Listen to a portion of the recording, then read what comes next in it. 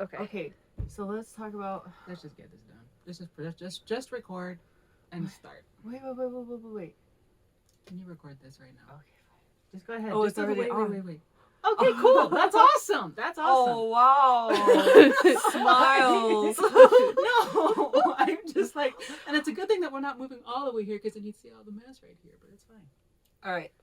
I'll stop it and start it again. No. Just keep it going. Just keep it going. Okay. It's fine. Here we are. Leah. In my library, in my house. And we have decided to start a podcast. And before we started talking to other people, we wanted to introduce ourselves and this podcast and why we decided to do it in the first place. So I'm going to start off a little bit. This is the Polytics podcast, and Polytics, Poly, Tics, because we are of Polynesian descent.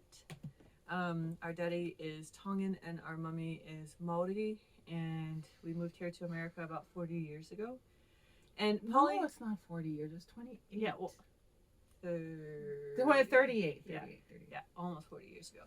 I And really want to count the 41 as 40 because I want to be able to say, just like the Israelites, we came here 40 years ago. but Wait, we decided to name it Polytics because my sister and I have been engaged in civic engagement for many years, and because of that we have been in the political arena for many years as well, and we just wanted to have discussion around that and to share it with the people that we love and people that we don't know, and hope that it's a help to you.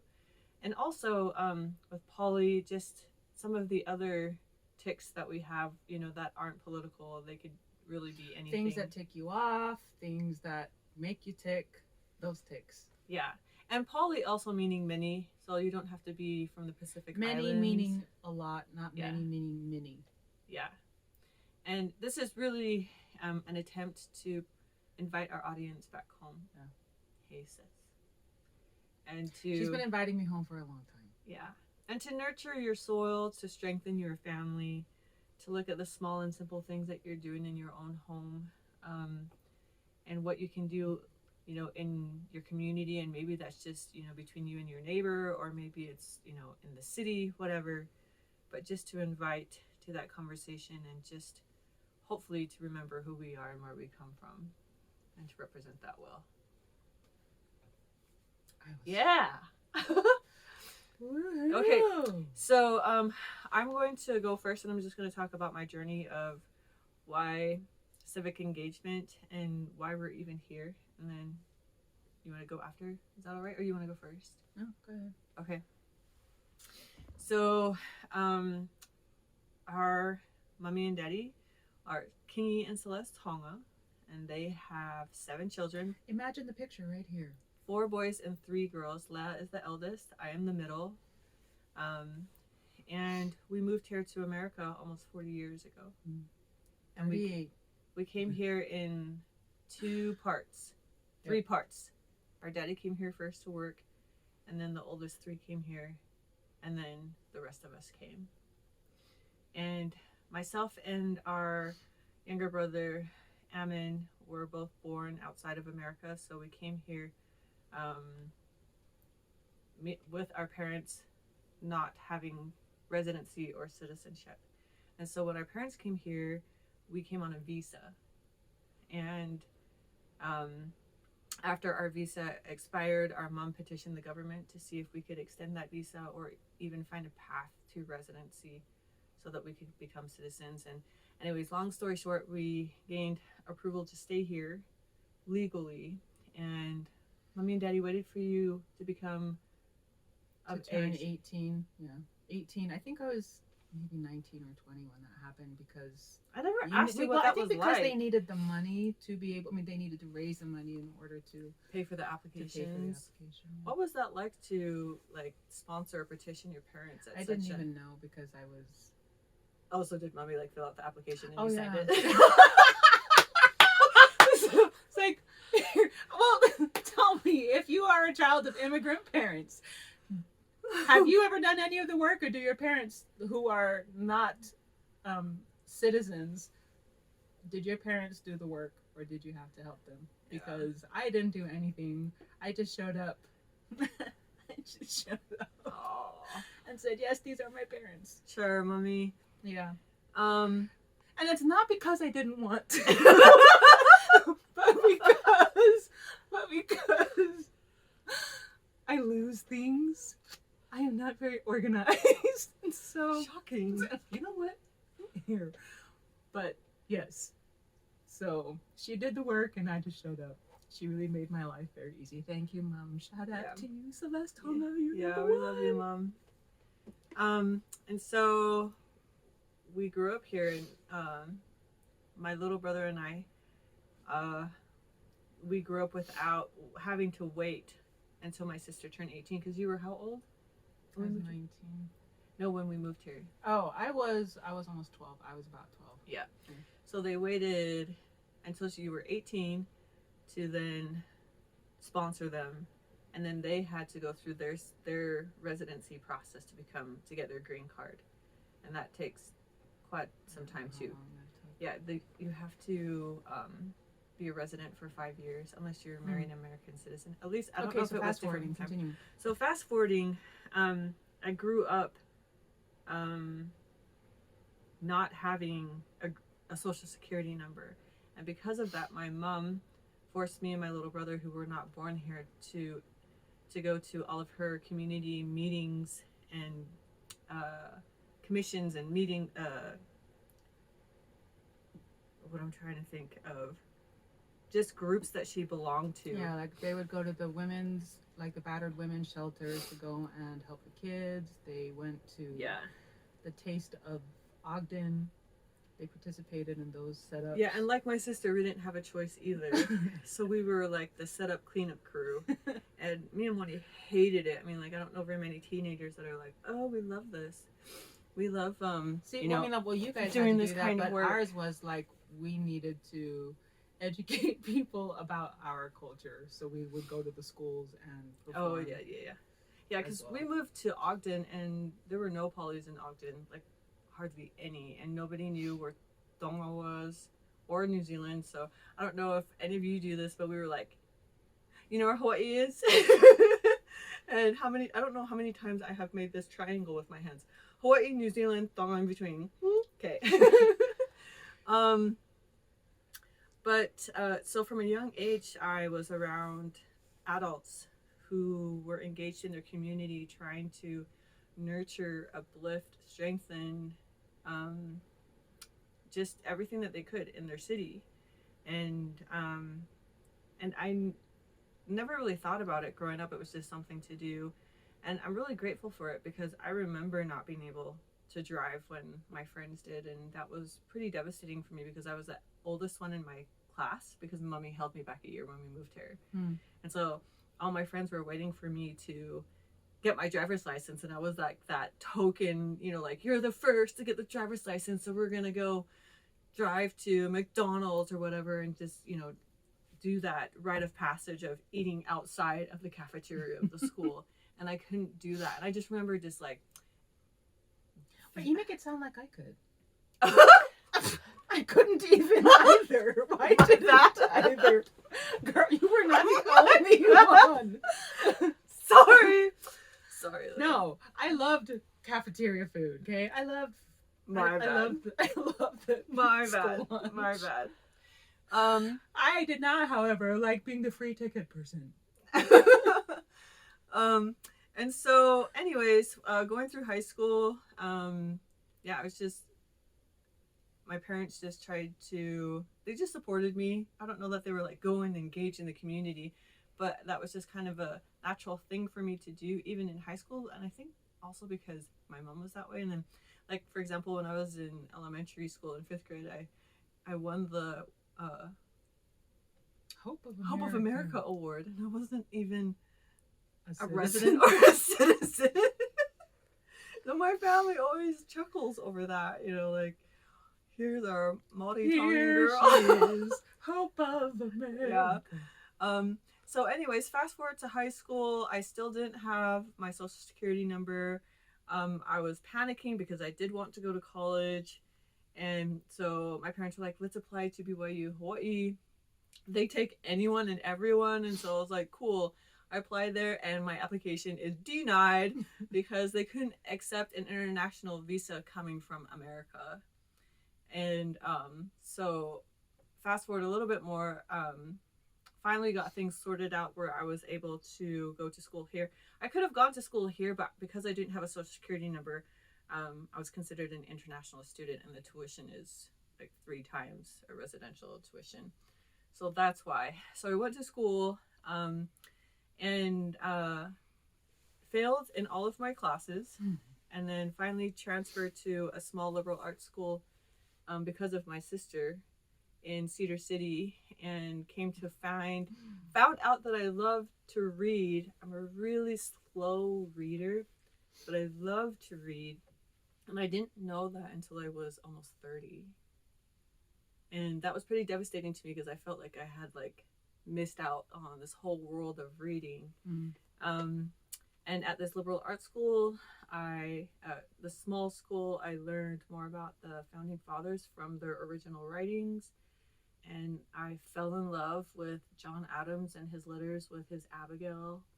Like, I just loved that. And it was a perspective that was never offered me in school before, or at least that I don't remember.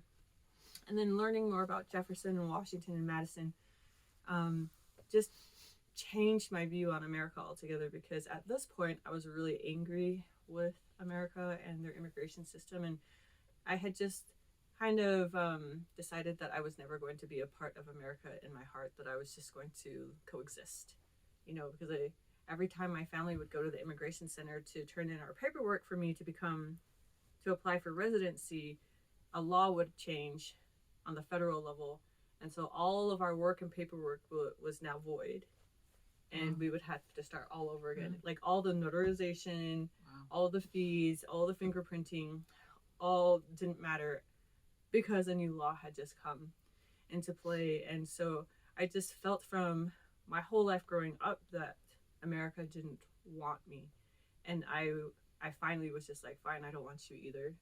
I have a homeland, I have 2 of them, and I love them.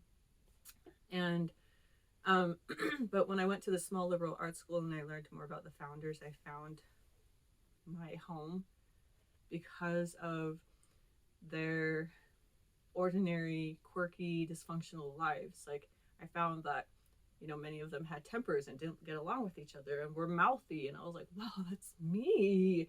And a lot of my family, and I could relate to that. And it was the first time that I could relate to Americans, like in their core. Like, if I can relate to Washington on this level, or to an Adams on this level, then that means that we're family. And not just because of their temper, but just principally, like, they were trying to do the best with what little resources they had, and that's what I felt and still feel like I'm doing. And then I decided to go to New Zealand to work on a documentary. I'm just fast forwarding through things, but I went to New Zealand to work on a documentary, and before going, Mommy made me apply for my citizenship because I had gained my residency by then, but I didn't want to become a citizen because I was like, America doesn't want me, so why would I want her? And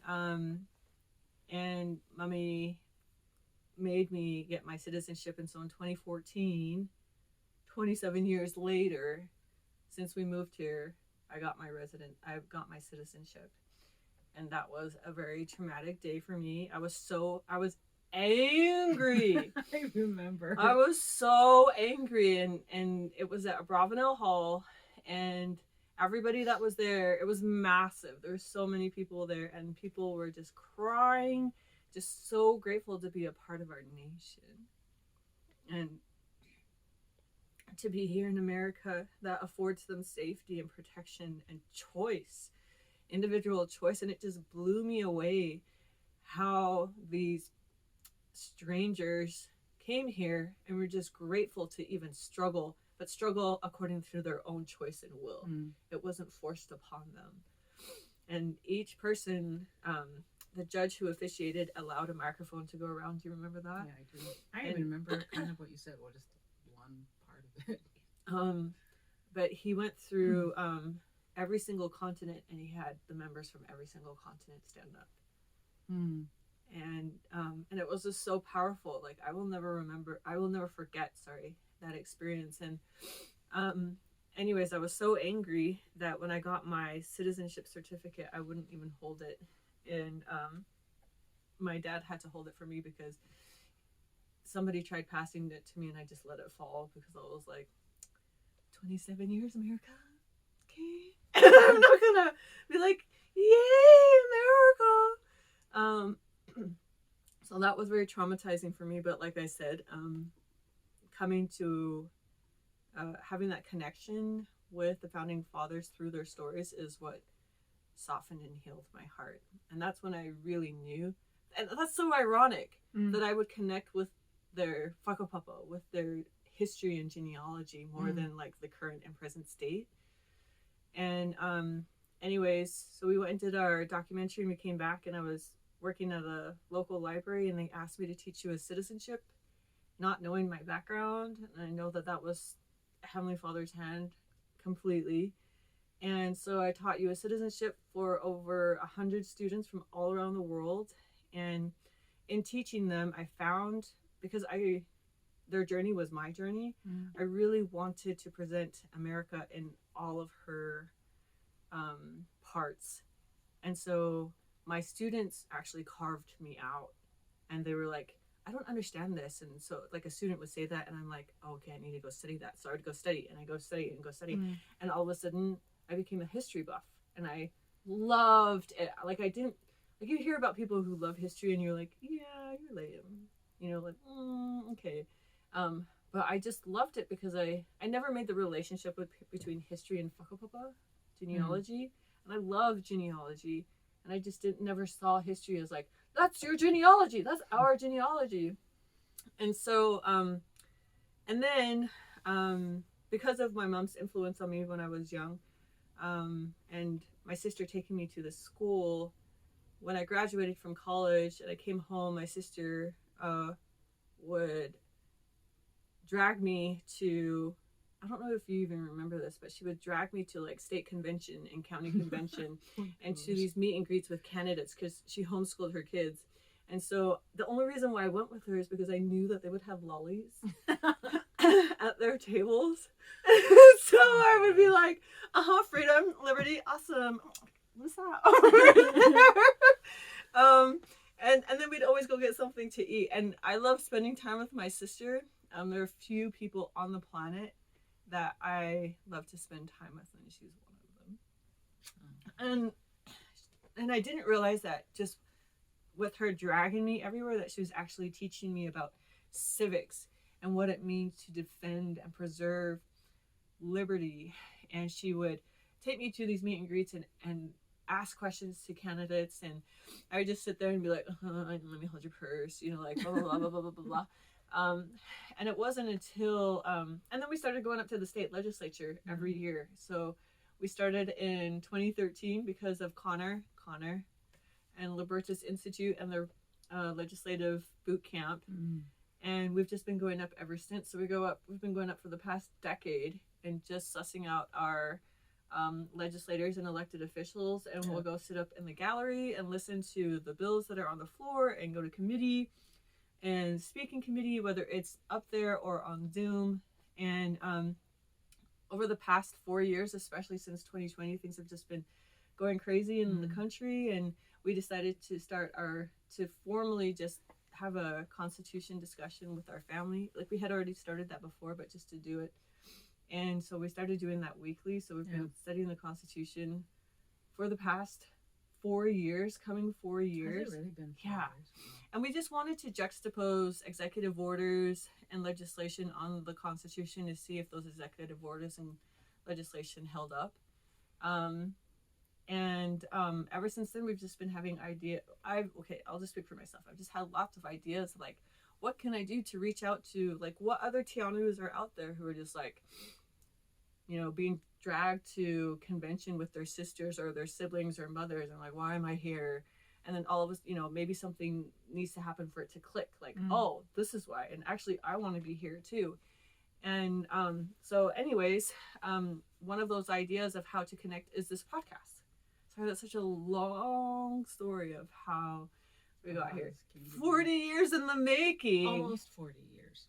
Yeah. I'm still gonna hold on to the Yeah. almost 40 years. Yeah, almost 40 years in the making. And so what we are here for and about has a lot of meaning for us, and just hope that whatever that what we share can be a help and a support to other people on their journey and their life experiences. So all right.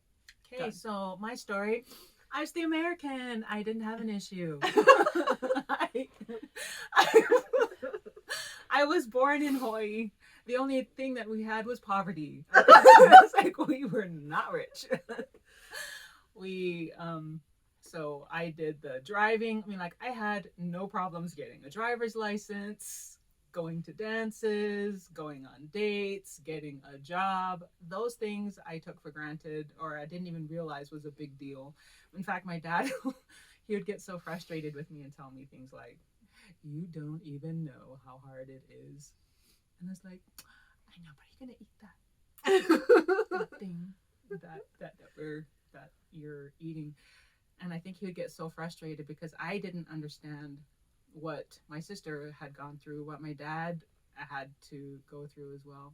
And then I got married, and then I went from one poor state to another poor state, because when you're married and you're newly married, you have no money, especially when you're struggling students. But I have 4 children. My oldest, I have 2 girls and 2 boys. My oldest is 28, my youngest is 22, and then my boys are 26 and 24. Wow. My children are old. Love you, our babies. Love you guys. And I didn't want to, maybe just me, just being the parent and not having the issues of immigration like my sister did. I was just kind of, my kids are going to be the brightest children in the world. They're going to learn their ABCs when they're 18 months, and they're going to teach college when they're 2 years old, that kind of a thing. And I was so determined to do something like that. I thought that I could do a really good job.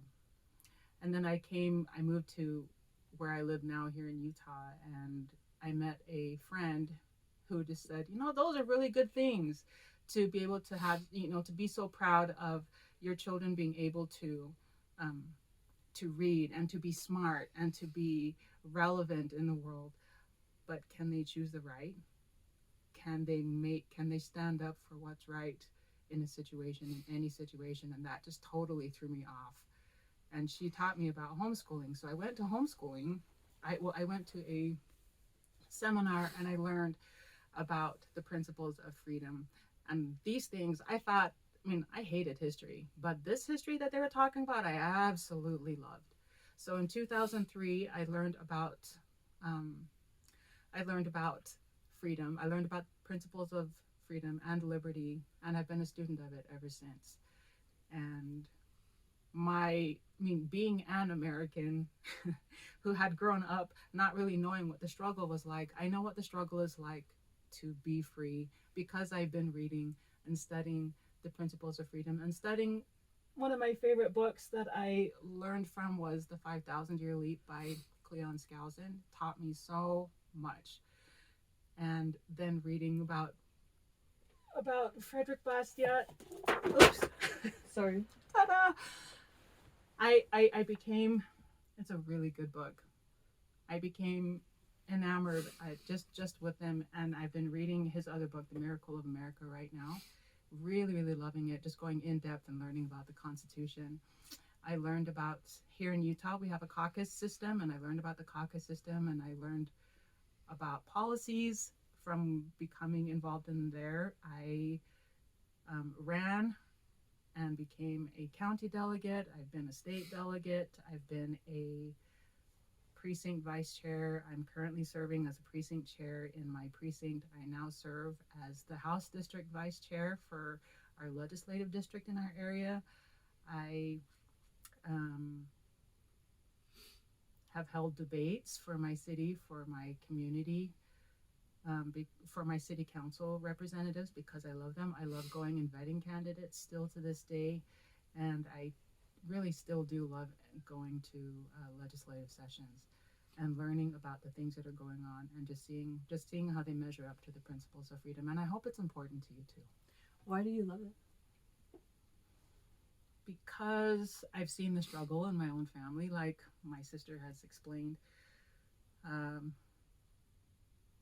because I've seen what great things come when people are free, businesses that thrive, inventions that can be created when we have when our hands are not tied, when we don't have limitations put on us. It's like being a parent.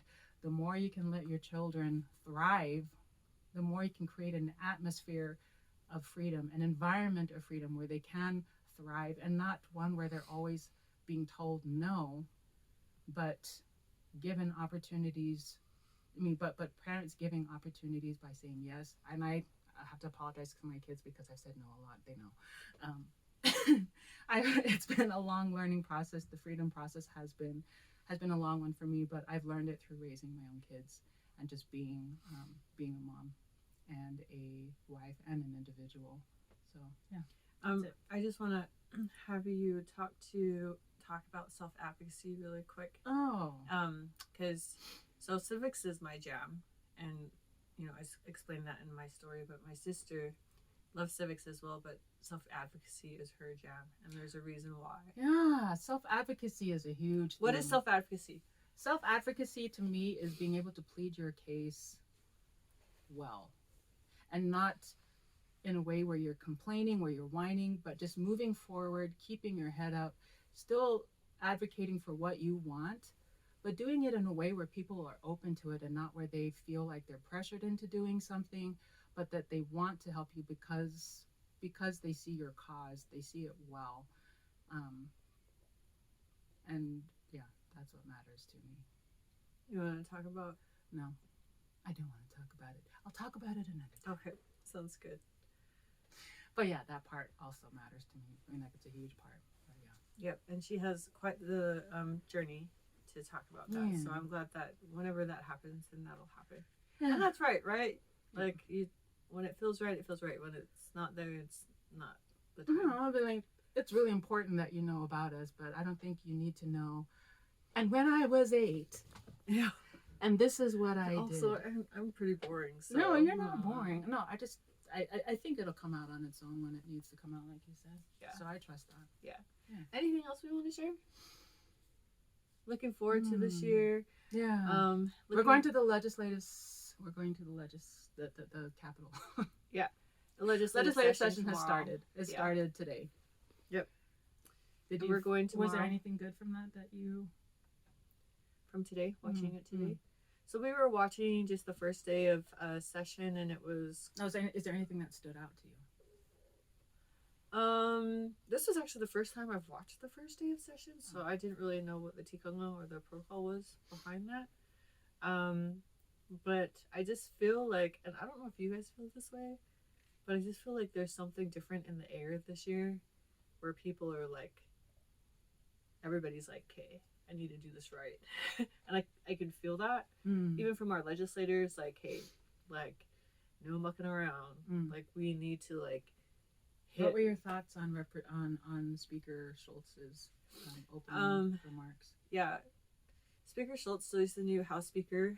I was, did he tell me a little, did he cry a little bit? I don't know. I think he was getting a little bit emotional, and I thought that was really beautiful, because it's not very often that you see the legislators, like, talk about their own journey. And he talked about his granddad, right? Yeah. Yeah, because he comes from a rural area, Utah, and yeah, it's not far from you. Yeah, from West Haven. And he was just talking about how grateful he is for his upbringing and his ancestors and what they paved for him, and just the mana that he has to uphold.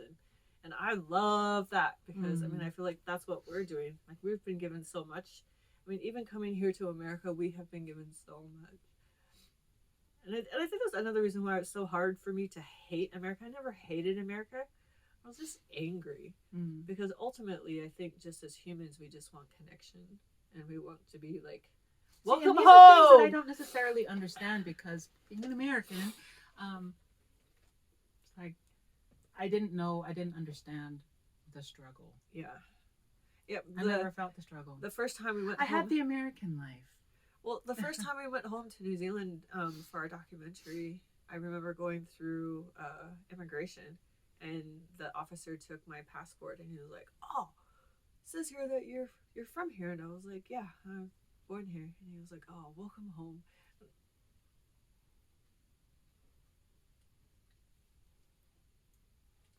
Also, can people at the TSA say the same thing too? Welcome home. When you just wanting to Really say, though, it's just like not welcome home before you touch me, but just welcome home. I was like, my whole life, that is all that I've been waiting for America to say to me is welcome home. And I'm like, okay, I got it from the founders, it's fine. One day the government will acknowledge me. No, now I don't really even care. Now that you have a social security number, This is what you owe. This is what They you acknowledge owe. you. Yes. Yes, of course. Anyways, but yeah, no, home, connection, belonging, oh, those are like the most powerful forces on the planet. And I went home and this stranger just had me in tears, and I was just like, you don't even know. You don't even know what that means to me. And that, you know, something as simple as just like, come home. Oh, we missed you, you know. And anyways, and I feel like these discussions, to me, that is my hope, is to have that same spirit of like, welcome home, bub. You know, as we point to principles, as we look at disagreements, as we look at legislation. And not just welcome home, bub, but what you doing, bub? Yeah. What you doing? Yeah. Yeah. Yeah. I've had some of those conversations with aunties and uncles back home, like, Yeah. But yeah, anyways, I don't have anything else to say. Do you? No. Do we have like one kind of like a slogan? You guys have any ideas for slogans? 'Cause we Like something to end it with. like, don't destroy each other. Really want to end it with, don't destroy each other. I mean, like, what is it? Tony Robbins does his live with passion. Live with. Should we say something like that? Should we just say? I cannot say Okay, that. Bye. I cannot say live with okay, fine. passion. I know. I Well, couldn't because say I that. feel like that's either. just in our words. You know, you don't have to say that. You know that's what we're saying without saying that. But sometimes people say it. I mean, like, he needed to say it, so that's fine. And we're not going way off topic, but Yeah. still. We'll think about it. Well, I don't know if I have a slogan. Do we really need? I don't know. Probably not. I don't know. Do podcasts have slogans? Don't know. Anyways, I think Alright. it's probably a good time. to- Okay, bye.